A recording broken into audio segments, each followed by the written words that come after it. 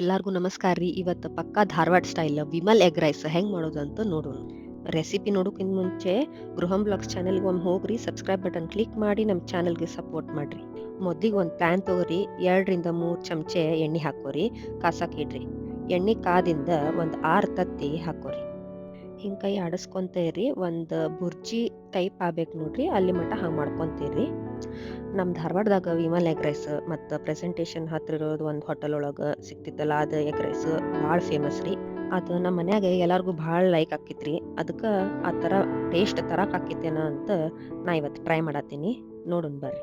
ನೋಡ್ರಿ, ಈ ಥರ ಒಂಥರ ಬುರ್ಜಿಗತ್ಲೆ ತಯಾರಾಗಿರ್ತೈತಿ. ಅಲ್ಲಿ ಮಟ ನೀವು ಅದನ್ನು ಸರಿತಂಗ ಕೈ ಆಡಿಸ್ತಾ ಇರಬೇಕು. ಇದಕ್ಕೀಗ ಸ್ವಲ್ಪ ಉಪ್ಪು, ಕೆಂಪು ಖಾರದ ಪುಡಿ ಹಾಕಿ ಚಲೋ ತಂಗ ಮಿಕ್ಸ್ ಮಾಡ್ಕೊರಿ. ಮಿಕ್ಸ್ ಮಾಡ್ಕೊಂಡಿದ್ದ ಈ ಬುರ್ಜಿನ ಸಪ್ರೇಟ್ ಸೈಡಿಗೆ ತೆಗೆದಿಟ್ಕೊರಿ. ಈಗ ಇನ್ನೊಂದು ಭಾಂಡಿ ತೊಗೊರಿ, ಅದಕ್ಕೆ ಒಂದು 6ರಿಂದ 8 ಚಮಚೆ ಎಣ್ಣೆ ಹಾಕೋರಿ.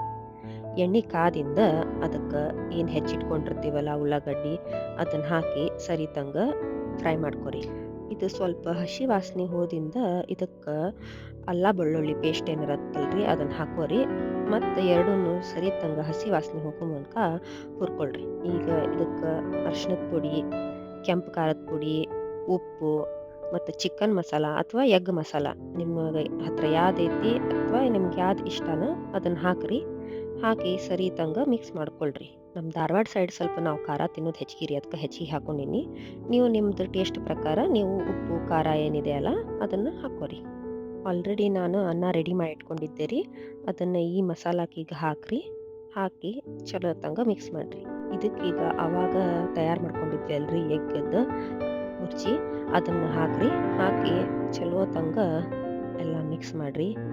ಇಲ್ಲಾಂದ್ರೆ ಮತ್ತು ಖಾರ ಒಂದು ಕಡೆ ಉಪ್ಪು ಒಂದು ಕಡೆ ಆಗ್ಬಿಡ್ತೈತಿ. ಲಾಸ್ಟಿಗೆ ಇದಕ್ಕೆ ಕೊತ್ತಂಬರಿ ಹಾಕ್ರಿ. ಹಾಕಿ ಇನ್ನೊಂದು ಸತಿ ಮಿಕ್ಸ್ ಮಾಡಿ ಹಸಿ ಉಳ್ಳಾಗಡ್ಡಿ ಹೆಚ್ಕೊಂಡು ಮ್ಯಾಲೆ ಉದಿಸ್ಕೊಂಡ್ರೆ ಥೇಟ್ ನಮ್ಮ ವಿಮಲ್ ಎಗ್ ರೈಸ್ ರೀ. ನೀವು ನಿಮ್ಮ ಮನೆಗೆ ಟ್ರೈ ಮಾಡಿರಿ, ಹೆಂಗಿತ್ತು ಅಂತ ಕಮೆಂಟ್ ಸೆಕ್ಷನ್ದಾಗ ತಿಳಿಸ್ರಿ.